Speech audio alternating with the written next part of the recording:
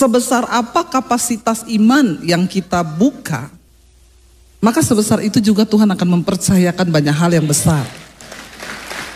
Amin. Saya dengar Bapak cerita tadi itu agak sedikit puyeng saya, saudara. Membayangkan bagaimana, tapi wajah cerita dari awal gereja ini berdiri, semua adalah hal-hal kemustahilan. Dan kalau diikuti dengan logika manusia, ya mungkin jebol otak kita ini kalau ngikuti. Tapi Tuhan itu tidak terbatas kan? Amin. Saat kita membatasi Tuhan dengan logika cara berpikir kita, ya kita tidak akan pernah lihat apa-apa. Saya dan suami saya itu wong Solo, saudara. Saya ngaku-ngaku Solo. Suami saya Solo, saya Solo Wesi. Solo tapi ada wesinya. Jadi hati-hati sama saya. Saya mengucap syukur kami berjumpa. Jadi singkat cerita, semua sudah dengar kesaksian saya ya.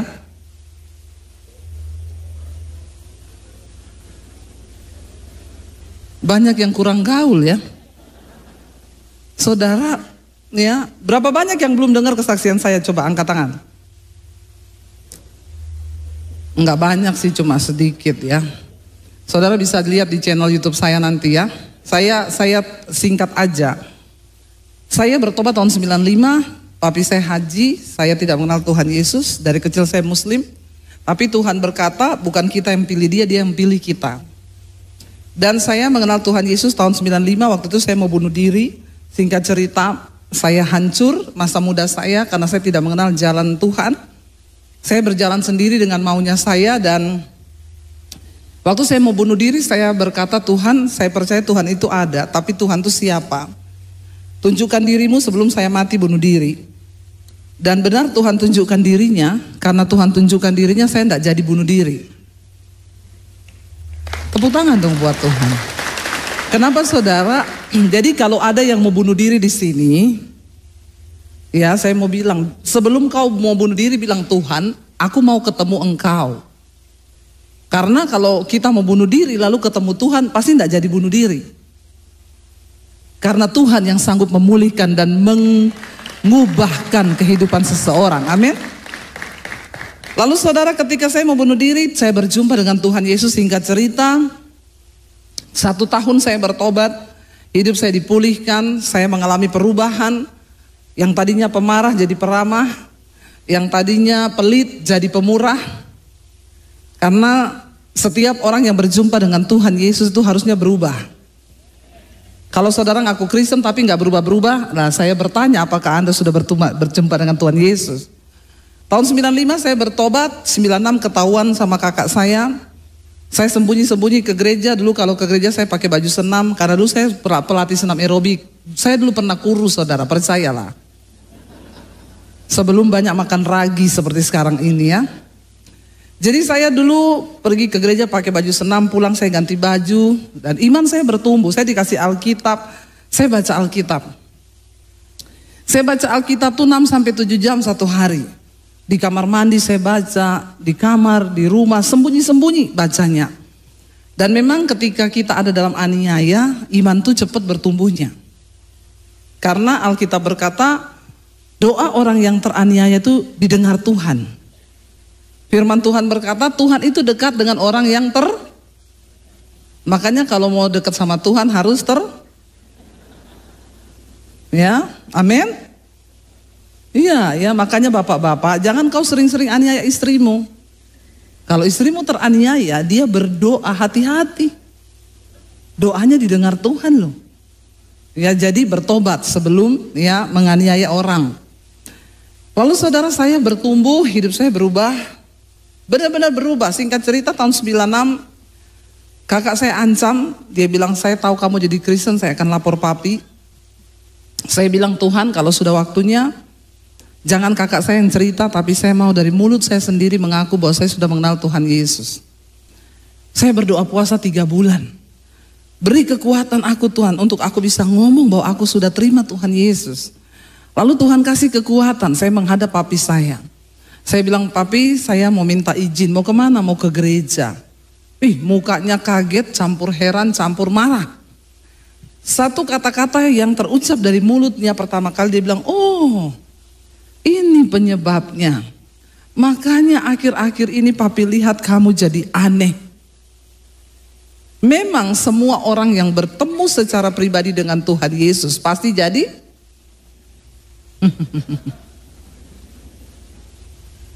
coba tanya kanan kirimu, bilang, sudah aneh belum kau? Tanya cepet, tanya, udah aneh belum? Ya, kau aneh atau aneh-aneh? Aneh, jangan aneh-aneh saudara ya. Saya aneh berubah, kenapa? Dulu pemarah, tukang berantem sama adik saya yang badannya tatoan laki-laki. Tapi waktu saya terima Yesus, saya baca Alkitab. Jangan marah, tinggalkan panas hati.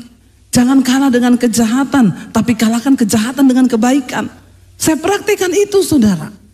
Dan firman Tuhan mengubahkan hidup saya. Saya baca Alkitab, dikatakan bahwa jangan khawatir, ya, jangan kepahitan, jangan membalas jahat dengan jahat. Ya, sebab peperanganmu bukan darah dan daging, tapi roh yang ada di udara. Saya belajar mempraktikkan itu semua. Ya, jangan pelit, jangan kikir. Bilang amin dong. Biasa aja. Kayaknya nafsu banget aminnya ya. Dan cuma amin-amin. Saudara, saya mau bilang ya, tadi Bapak Gembala tanya, siapa yang diberkati lewat radio? Diberkati, amin. Siapa yang pernah memberkati radio? Semua turun tangan, ampuni mereka Tuhan. Karena mereka tahu apa yang mereka lakukan. Tapi mereka pura-pura tidak tahu. Saudara, kunci untuk kita mengalami berkat Tuhan di tahun yang akan datang, jangan kikir, jangan pelit. Cuma di kelompok ini yang amin nih. Yang di situ tidak, apalagi yang di atas itu. Ya, saya ngomong ini karena saya sendiri sudah mempraktikkan. Saya mempraktikkan. Ya, dan saya tahu Tuhan itu bekerja. Tuhan punya format untuk bekerja. Sebab dia tidak bisa mengingkari firman-Nya. Dia bilang siapa yang menabur, mereka yang akan Kalau saudara nggak pernah nabur, apakah Anda akan pernah nuai? Ya, nggak mungkin. Kita harus mengerti cara kerja Tuhan. Hari ini saya dan suami kami dipercayakan begitu banyak hal-hal yang luar biasa oleh Tuhan, bahkan berkat Tuhan. Tapi itu tidak terjadi dengan sendirinya saudara. Saya ingat 21 tahun lalu di Solo. Saya dulu pelayanan saudara. Kami beli rumah di Mojosongo. Warga Mojosongo ada di sini? Yang dari Mojosongo teriak, Wih, banyak sekali orang Mojosongo ya. Haleluya. Saya dulu beli rumah di Mojosongo di Penny Regency di Mojosongo. Saudara, kami tinggal di sana, tapi waktu 21 tahun lalu saya menikah, saya tinggal di Pondok Mertua Indah. Lalu saya punya anak yang pertama masih bayi waktu itu. Saya mau cerita tentang menabur, nggak tahu nih saya larinya ke menabur nih ya. Tuhan lagi mau bukakan rahasia buat setiap kita.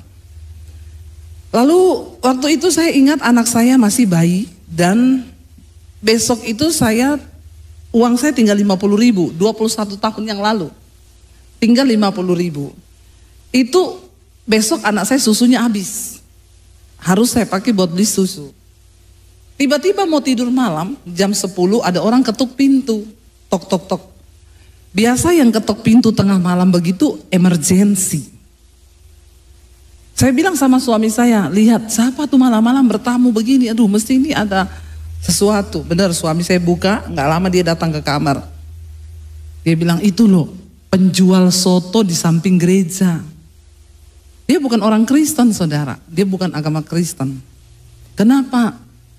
Anaknya sakit demam, terus mau dibawa ke rumah sakit, terus mau pinjam uang. Berapa? 50.000. Dalam hati saya, kok yo pinjemnya pas yo. Pinter tenan yo. Boyo separuh 25. Mbok selawe ngono yo. Minjemnya 50 nih. Dan aku yo tinggal punya 50. Terus saya bilang sama suami, masalahnya besok anak kita susunya habis. Terus uang yang ada di saya tuh tinggal 50.000. Suami saya tuh pinter ngomong begini, aku terserah kowe. Kata suami saya, aku manut, nek kowe ngomong kei tak kei, nek ora aku yo ora. Saya kan jadi terpojok toh. Jadi kalau ada apa-apa kan saya yang salah toh. Nek besok nggak ada duit, aku salah. Tapi juga nek aku nggak kasih, Tuhan marah, yo aku juga yang kena. Saya bingung. Saya bilang, tak tanya Tuhan. Loh kita harus bertanya Tuhan, amin. Saudara percaya Tuhan tuh masih bicara? Saudara percaya Tuhan masih menuntun? Kalau enggak percaya pulang saja. Buat apa saudara datang ke gereja? Benar toh? Lalu saya merenung sejenak, Tuhan, saya enggak doa puasa dulu ya, karena orang nunggu di depan pintu toh. Jangan kau bilang doa puasa saya aku yo. Cuma dipinjem seket yo doa puasa saya yo, dasar pelit loh. Saya bilang, Tuhan, malam ini ada orang datang, Engkau tahu Tuhan apa yang aku alami. Kenapa Engkau beri pencobaan yang seberat ini? Kenapa Tuhan? Ini piye Tuhan? Saya ini begini, tapi tiba-tiba Tuhan itu bicara, yang dia kasih tahu tuh firman. Makanya saudara harus banyak baca. Banyak orang datang sama saya, Bu, gimana mendengar suara Tuhan? Pernah baca Alkitab enggak? Enggak pernah. Lah terus Tuhan ngomong apa? Lah kamu tuh enggak pernah baca Alkitab. Tuhan itu tidak ngomong drama Korea, enggak. Dia ngomong firman. Waktu saya tanya, jawaban Tuhan itu cuma gini, kesusahan sehari cukup untuk sehari, besok ada kesusahannya sendiri. Jangan tepuk tangan. Enak kau tepuk tangan? Kau tidak merasakan penderitaanku? Gampang tepuk tangan. Tolong diresapi. Resapi. Menjadi pelaku firman tuh enggak gampang. Tidak segampang kau tepuk tangan. Ya, tolong dijiwai cerita saya. Waktu saya dengar suara itu, ya pertama saya tengking dalam nama Yesus. Tapi kan itu firman yo. Nggak mungkin tuh setan bicara firman. Saya bilang sama suami saya, Tuhan ngomong kesusahan sehari cukup untuk sehari. Tapi ini ayat tidak berlaku kalau saudara baru gajian, terus saudara pergi ke mall.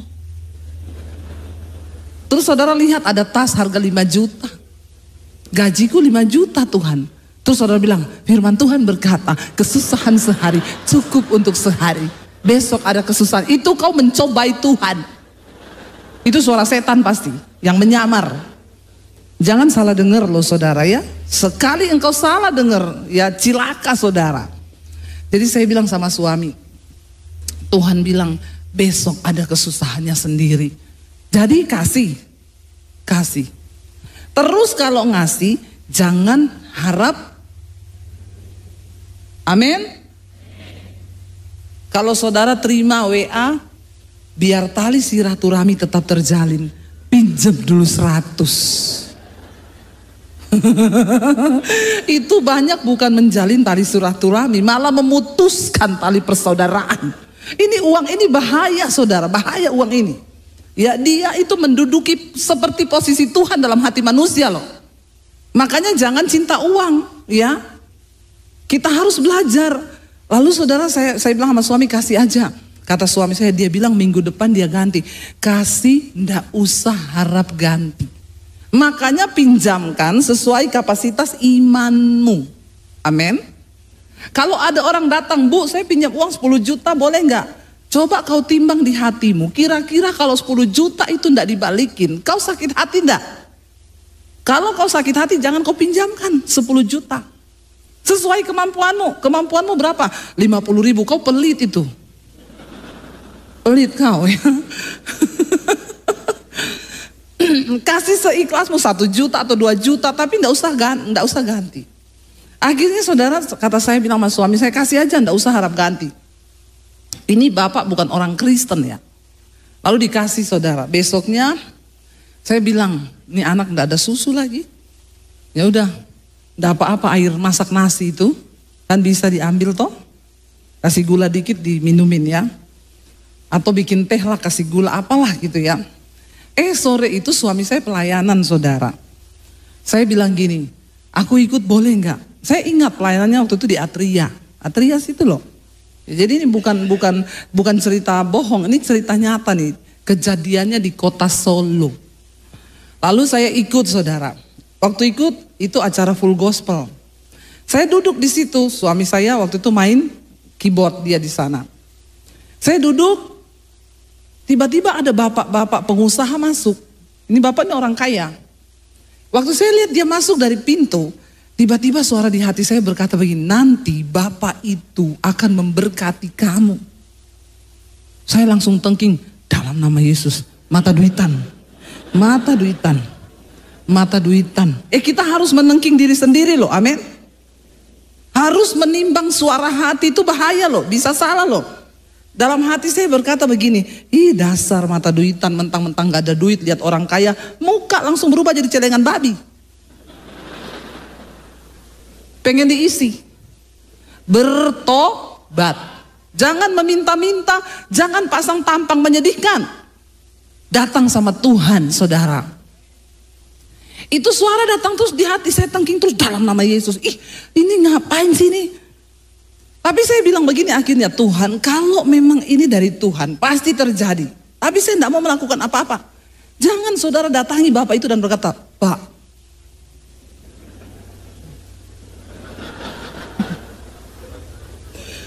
ada pendeta begitu, Pak, tatap mata saya. Waktu bapak masuk, Tuhan bicara, bapak harus memberkati saya. Kalau ada pendeta model kayak gitu, saudara left group saja. Itu bukan pendeta beneran, itu jadi-jadian. Nubuat bukan nubuat, lu buat-buat. Saya tunggu saudara. Sudah selesai ibadah, kita makan-makan, udah ngobrol-ngobrol, tidak terjadi apa-apa. Saya bilang memang dasar roh mata duitan. Saya tengking diri saya sendiri. Selesai itu, waktu kita turun saudara dari tangga, bapak itu ketemu di bawah tangga. Dia salaman lagi sama saya. Dia bilang, Bu, bagaimana kabar kalian? Gini. Baik, puji Tuhan. Tuhan tuh suruh saya memberkati kamu loh. Saya, benar suara Tuhan. Terus dia bilang gini, sini. Saya mau mendoakan kalian. Nggak usah ketawa begitu ya. Saya tahu itu hatimu itu seperti apa. Saya mau mendoakan kalian. Lalu kami datang. Dalam hatiku, berkatnya doa itu juga berkat. Bukan cuma duit, doa juga berkat. Habis didoakan dia bilang gini, tunggu. Tuhan itu suruh saya berkati kalian. Nih semua yang di dompet saya disuruh Tuhan kasih ke kalian. Saya bilang, yang benar Pak. Iya. Berarti ini suara Tuhan loh. Saya enggak ngomong apa-apa. Dia ambil dompetnya, ini ya. Ada uang 750.000 Tuhan suruh saya kasih ke kalian. Saya tanya, lah Bapak pulang naik apa? Saya pinjemin lagi 50.000 ya Pak. Saya masih mikir dia pulang loh saudara. Tapi dia bilang, saya kan bawa supir Bu. Enggak. Oh iya, terima kasih Pak, Tuhan berkati. Terima kasih sama Tuhan, jangan sama saya. Kita turun tangga bareng sampai di depan. Dia bilang begini, Bu, ini Tuhan suruh saya loh. Ada nomor rekening enggak? BCA ada, saya bilang ada Pak, berapa? Lupa Pak, enggak hafal. Nomor rekening tolong dihafal. Ya. Supaya kalau Tuhan mau bukakan pintu berkat, saudara ingat loh. Karena kan orang bisa berubah toh. Kalau sekarang saya ditanya hafal 785 034 0241 BCA Debbie Bastir. Hafal saya, hafal di luar kepala. Nggak usah tepuk tangan. Dulu enggak, dia tanya, hafal nomor rekeningnya berapa Bu? Enggak hafal nih Pak. Oh ya udah besok jam 8 tolong kirim ya SMS ke nomor saya. Oh iya Pak, baik Pak. Tuhan loh yang suruh saya ini. Saya juga bingung, saya nggak pernah kayak gini, tapi ini Tuhan suruh. Besok pagi kan dia bilang jam 8 toh. Kalau ada orang janji begitu, saudara tunggu sampai jam 8 baru kirim itu nomor rekening. Ada orang dibilang jam 8, jam 6 dia sudah kirim. Jam 8 dia WA, sudah transfer belum? Jadi orang yang mau memberkati ini seperti ada utang sama dia. Ini orang-orang mata duitan begitu saudara. Jadi saya tunggu jam 8, dia tanya, Bu mana nomor rekeningnya? Baru saya kirim, ini Pak. Akhirnya siang jam 10 dia telepon, Ibu ada di mana? Ada di rumah sama suami. Bisa datang ke BCA pusat di sini? Oh iya. Iya Pak, kami ke situ. Ada yang saya mau sampaikan, ke sini aja. Kami datang. Dia bilang, dia pegang amplop coklat, saudara. Bu, Pak, ini ya, saya nggak tahu ya, saya baru kali ini gini loh, tapi ini Tuhan yang suruh. Jadi terima kasih sama Tuhan ya, 21 tahun yang lalu, dia bilang ini ada uang 10 juta. Tuhan suruh saya berkati kalian. Saya nggak tahu kenapa, tapi Tuhan suruh, jadi total dia beri kami itu 10.750.000. Saudara tahu waktu pulang itu saya bilang sama suami saya, coba kalau kemarin kita ndak kasih itu tukang soto pinjem uang 50.000. Loh benar saudara, mungkin kita ndak akan lihat mujizat itu. Saudara percaya Tuhan bekerja itu dengan metodenya. Mungkin itu malaikat Tuhan yang dikirim untuk menguji hati kita terhadap uang itu seperti apa. Tuhan itu tidak sembarang mempercayakan sebuah pekerjaan besar atau keuangan yang besar kalau kita ini nggak bisa dipercaya. Amin. Dan akhirnya saudara saya bilang sama suami, kalau kemarin kita nggak kasih, hari ini kita nggak lihat loh mujizat itu loh. Tapi nggak usah pulang dari sini saudara tanya, ada yang mau pinjam nggak 50? Nggak usah, Tuhan tidak bisa direkayasa. Saudara tahu sampai hari ini Tuhan memberkati kami itu luar biasa. Saya tadi malam bersaksi saudara, ketika pandemi datang, ya kami ini uang di rekening hanya 10 juta. Saya bilang sama suami, kita mau hidup bagaimana dengan uang 10 juta? Kita nggak tahu nih pandemi sampai kapan. Dan saya dengan suami itu baru menyadari bahwa selama ini ternyata kami ini terlalu percaya sama Tuhan sampai kita ini tidak aja gaji bulanan saudara. Kami ini hanya hidup dari pelayanan. Jadi waktu pandemi datang tuh kan semua pelayanan berhenti. Tidak ada pelayanan. Saya bilang kita tidak ada gaji apa-apa nih, kita hidup begini. Jadi saya tuh sama suami dari dulu kami tuh tidak pernah bisa kredit apa-apa lewat bank. Karena saya pernah mau kredit rumah. Saya diwawancara di interview sama bank, Bu, Ibu ada gaji, ada sekian tiap bulan. Maaf Bu, kami butuh slipnya untuk laporan ke bank. Itu dia Mas, kenapa? Saya ini ada gaji tapi tidak ada slipnya.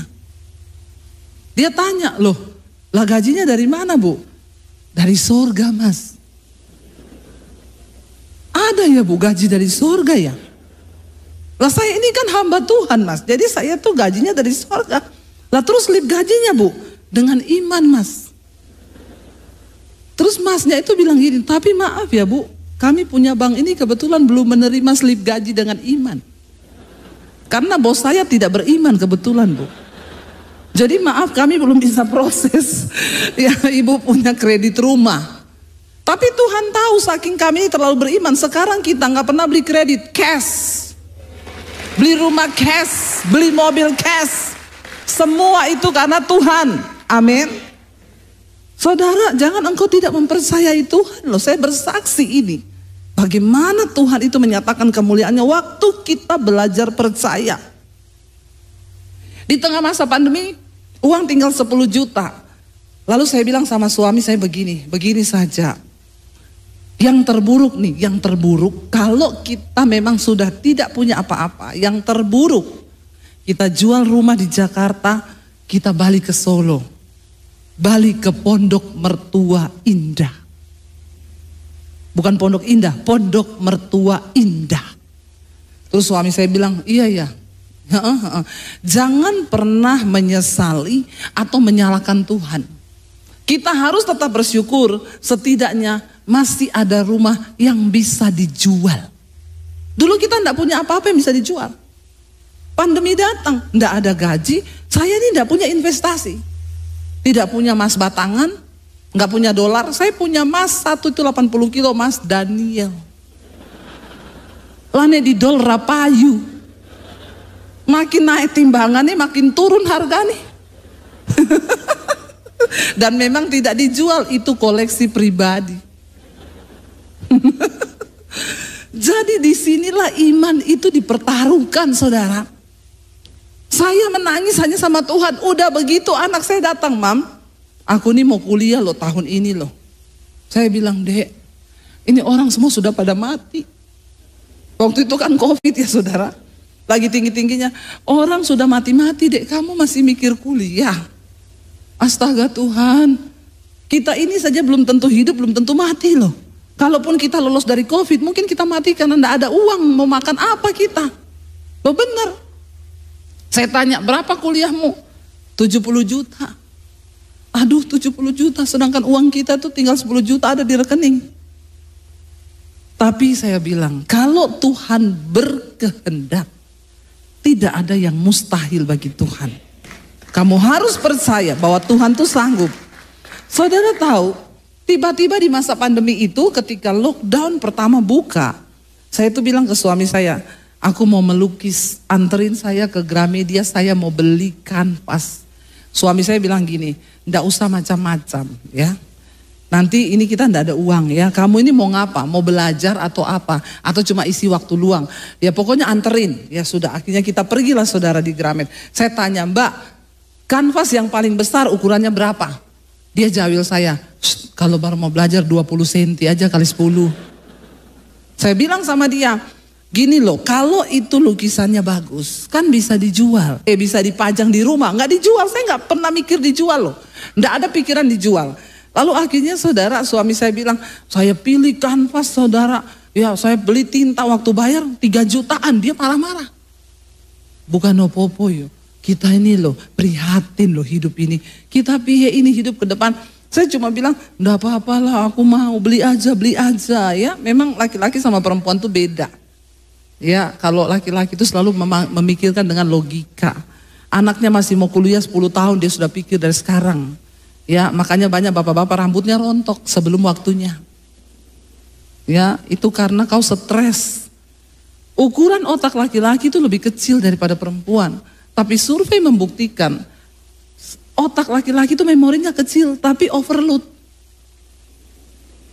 Makanya survei membuktikan lebih banyak laki-laki yang kena stroke daripada perempuan. Ini survei loh, bukan saya yang ngomong loh ya, bener. Beda sama perempuan, perempuan itu ukuran otaknya lebih besar. Tapi sebagiannya kosong. Bukan karena, enggak usah tepuk tangan. Bukan karena perempuan itu enggak mikir, bukan. Tapi perempuan itu beda sama laki-laki. Perempuan itu lebih pakai perasaan. Dia ada masalah, dia curhat sama temennya. Halo say, dibalas sama temennya, iya Cin.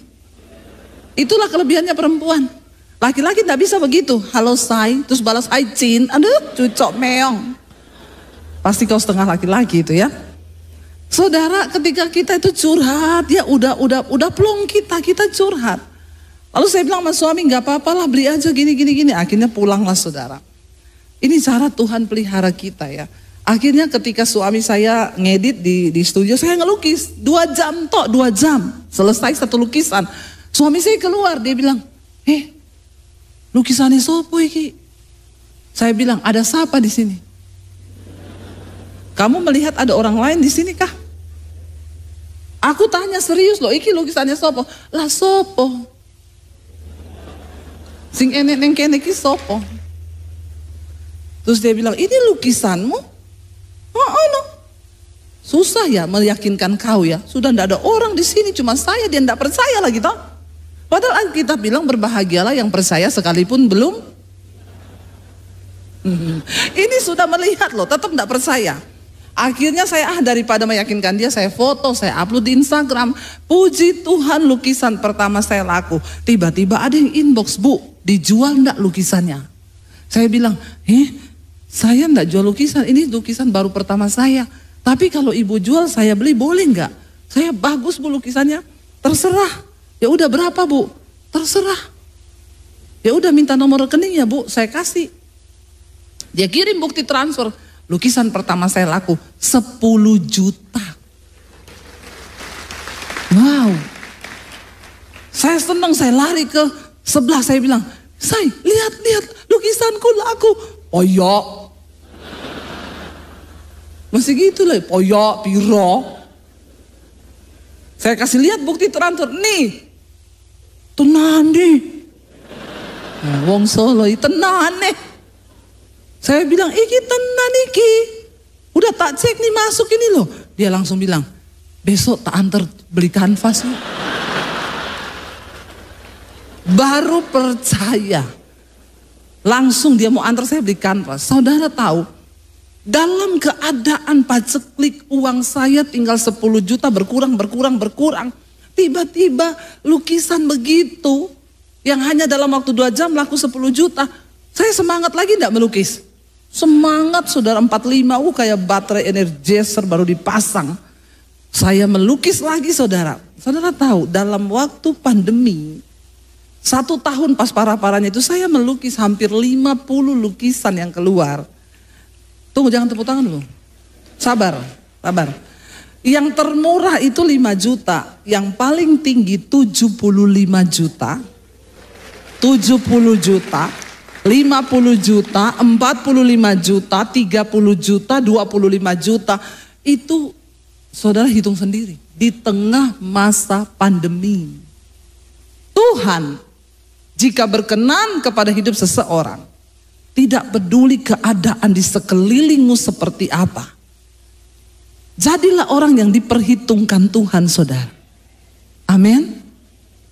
Di tengah masa pandemi saya melihat YouTube channel saya saudara itu naik 1 hari 1000 subscribe nambahnya. Sehari nambah 1000. Kok enggak wow ya? Wow. Loh itu YouTube aja bilang kalau ada channel seminggu nambah 1000 itu hacker. Lah channel saya sehari nambah 1000 di hacker malaikat. Loh bener, hari ini hampir 800.000 subscribe-nya. Kalau nambah saudara ini ya langsung jadi 1 juta ini. Dan saudara, saya melihat apa yang diucapkan Tuhan tahun 2018 akhir. Tuhan tuh bilang begini, cepat ambil alih dunia media untuk pemberitaan Injil. Lalu kami temukan YouTube, saya mulai khotbah di YouTube. Aku akan memberkati engkau, Tuhan bilang, dengan berkat bangsa-bangsa, bahkan tuayan bangsa-bangsa. Waktu saya ngomong itu ke suami saya bilang gini, opo meneh iki, nek ngomongi sing masuk akal wae. Tuayan bangsa-bangsa, berkat bangsa-bangsa ki, mikirnya piye say. Sedangkan di Jakarta aja kita ini bingung pelayanannya, iki opo, siapa yang tahu?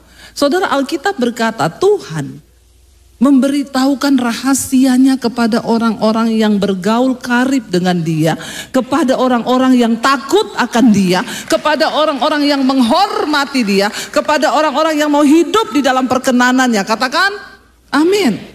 Dan itu terjadi di tengah masa pandemi. Tuhan memberkati kami yang tadinya saya harusnya jual rumah pulang ke Solo.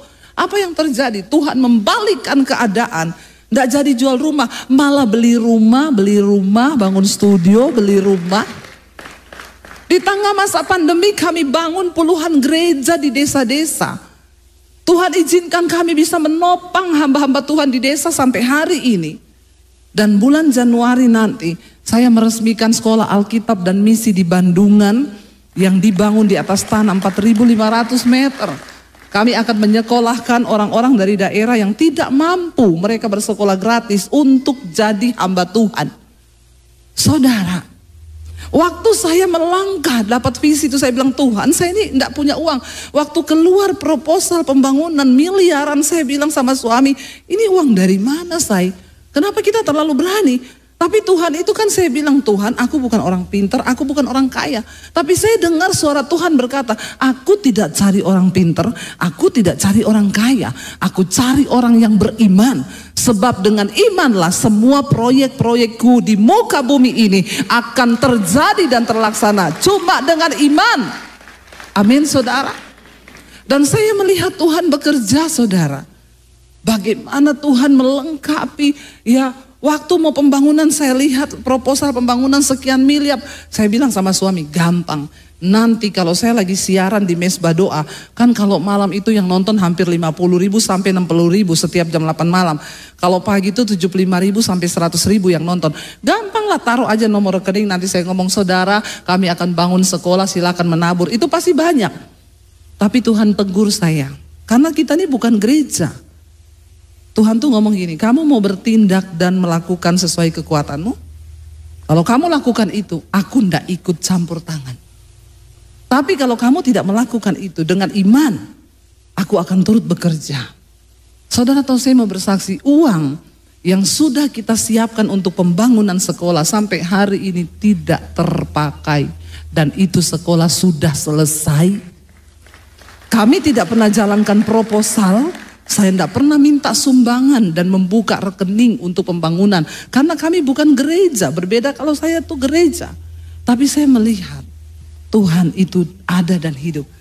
Sebelum waktunya habis kita baca ayat. Udah habis tuh waktunya, ini jam rusak kali ya. Saya ini belum khotbah loh, baru bersaksi sudah habis. Yuk kita buka Ibrani pasal yang ke-11 saudara. Saudara, Tuhan itu ada, Tuhan itu hidup. Dan dia itu mau menyatakan mujizat dan kemuliaannya bagi kita yang percaya kepada dia. Buka bersama Ibrani 11 ayat yang ke-6, kita baca dengan suara yang keras dan sampai rohmu mendengar ya. Ibrani 11 ayat yang ke-6, baca bersama 1, 2, 3. Tetapi tanpa iman tidak mungkin orang berkenan kepada Allah. Sebab barang siapa berpaling kepada Allah, ia harus percaya bahwa Allah ada dan bahwa Allah memberi upah kepada orang yang sungguh-sungguh mencari Dia. Katakan, ayat ini berkata, barang siapa berpaling kepada Allah, saya percaya kita semua yang ada di tempat ini, kita semua sudah berpaling kepada Allah kan? Kita sudah tinggalkan dunia, kita sudah tinggalkan hidup lama kita, dan saat ini kita berpaling kepada Tuhan, mau mengikut Tuhan. Dan ayat ini berkata, setiap orang yang sudah berpaling kepada Tuhan dan memilih mengikut Tuhan, engkau harus percaya bahwa Tuhan itu ada. Amin.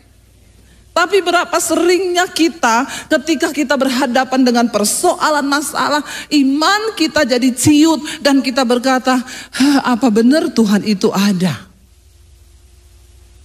Iman adalah dasar dari segala sesuatu yang kita harapkan dan bukti dari segala sesuatu yang belum kita lihat. Barang siapa mengaku percaya kepada Tuhan, engkau harus percaya bahwa Tuhan itu ada.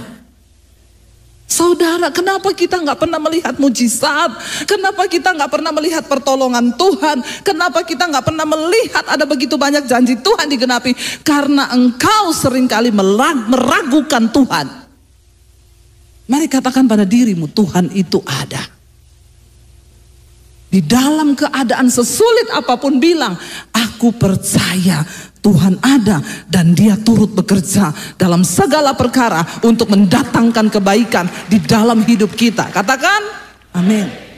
Jangan takut melangkah memasuki tahun 2024. Pastikan engkau hidup dalam perkenanan Tuhan. Sebab Tuhan menyertai orang yang berkenan. Anak-anak muda, engkau jangan sombong dengan kepintaranmu. Ya, engkau tuntut ilmu S1, S2, S3 sampai S21 kayak Samsung.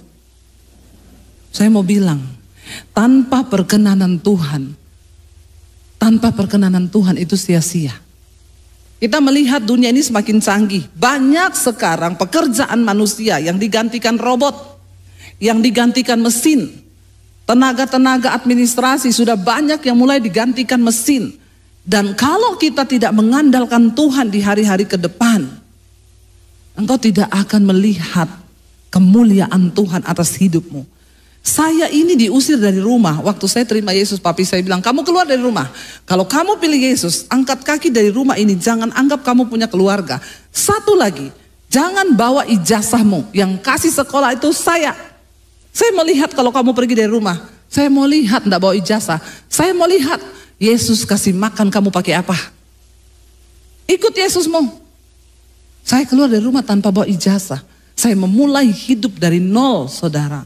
Saya numpang di kos-kosan di kota Palu. Dari kota Poso saya diusir. Saya berangkat ke kota Palu 7 jam perjalanan. Di kota Palu saya tinggal di kos-kosan orang. Untuk bisa numpang tinggal dan makan. Saya cuci baju anak kos, saya nyapu, saya nyetrika. Saya jadi pembantu di situ.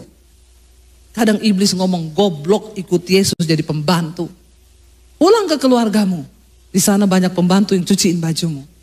Tapi saya bilang, Tuhan, hidupku bukan milikku lagi. Aku telah ditebus dan hargaku lunas dibayar. Dan karena itu hidupku adalah milik Kristus. Saudara, jangan lihat saya yang sekarang. Kalau saudara lihat bagaimana harga yang harus saya bayar mengikut Tuhan. Air mata demi air mata, penderitaan demi penderitaan. Tuhan itu mempercayakan sesuatu kepada orang. Itu tidak main-main. Kenapa Yusuf diberi kepercayaan yang besar? Ya, sebab dia lulus melewati proses yang besar. Dia percaya Tuhan itu ada. Bahkan ketika dia di penjara, dia tidak menolak Tuhan. Dia bilang, aku percaya Tuhan. Rencanamu, mimpi yang Tuhan berikan itu pasti digenapi. Waktu saya di kota Palu di kos-kosan, saya itu berdoa. Saya ingat, saya sering doa puasa terpaksa waktu di Palu itu. Kenapa? Karena tidak ada makanan di tempat kos. Jadi saya puasa terpaksa. Saya pikir daripada tidak makan, ya sekalian puasa aja dapat upah surgawi toh. Daripada saya cuma tahan lapar, tidak dapat upah, sama-sama tahan lapar, mending puasa. Satu kali ketika saya puasa, saya tanya, Tuhan, Engkau mau bawa kemana aku ini, hari ini, apa yang aku dapat ikut Yesus? Iblis bilang, memang goblok, balik ke keluargamu. Saya bilang, enggak, apa yang bodoh bagi dunia itu dipilih oleh Tuhan. Saya tiba-tiba berdoa puasa, saya dapat penglihatan, saudara. Saya berdiri di satu panggung begini, ratusan ribu orang di bawah. Dan Tuhan berkata begini, satu saat engkau akan melihat itu terjadi. Pulau-pulau akan menantikan pengajaranmu, bangsa-bangsa akan menantikan pengajaranmu. Dan itu aku Tuhan yang akan melakukannya. Saya nangis, bersuka cita, bahagia waktu lihat penglihatan itu. Saya berdiri di bawah di puluhan ribu, ratusan ribu orang. Begitu amin, yang saya lihat pakaian kotor. Saudara, namun hari ini saya mau bersaksi kepada saudara. Apa yang diucapkan dalam Tuhan dalam penglihatan itu hari ini terjadi. Terjadi. Bangsa-bangsa menantikan pengajaran saya. 1 tahun 4 kali saya keluar negeri, saudara. Nanti bulan Maret kami ke Amerika lagi. 1 bulan di sana pelayanan keliling. Saya melihat bagaimana pintu-pintu Tuhan bukakan. Hari ini saya kebingungan ngatur jadwal. Ya, kadang saya sama suami itu, kita tuh tiap hari tidur di hotel. Kadang bangun pagi nih, kita di kota mana ini ya? Iya, kadang suami saya lagi tidur bangun, telat. Kita hari ini terbang. Saya bilang, terbang kemana saya? Kita baru turun ini. Sampai lupa loh saudara, saking tiap hari pelayanan. Iya, pelayanan, makan siang di Semarang, makan pagi di Semarang, makan siang di Makassar, makan malam di Manado. Loh Tuhan. Saya melihat apa yang Tuhan janjikan. Dan kenapa itu bisa digenapi? Kalau engkau sudah berpaling kepada Tuhan, percaya bahwa Tuhan itu ada. Karena banyak orang gak percaya Tuhan itu ada, tapi dengan mulut dia bilang ya. Sekarang kalau kita menghadapi masalah, saudara lebih memilih percaya mujizat Tuhan, atau ketika saudara butuh uang nih, saudara lebih tergoda pinjol? Nggak usah angkat tangan yang terjebak pinjol. Banyak orang Kristen WA ke saya, Bu, saya terjebak pinjol, Bu, pinjam dulu. Dia bilang gini lagi, tadi malam saya berdoa, Tuhan menampakkan mukanya Ibu Debbie. Saya balas, oh iya, Tuhan bilang apa? Tuhan bilang pinjam uang ke Bu Debbie.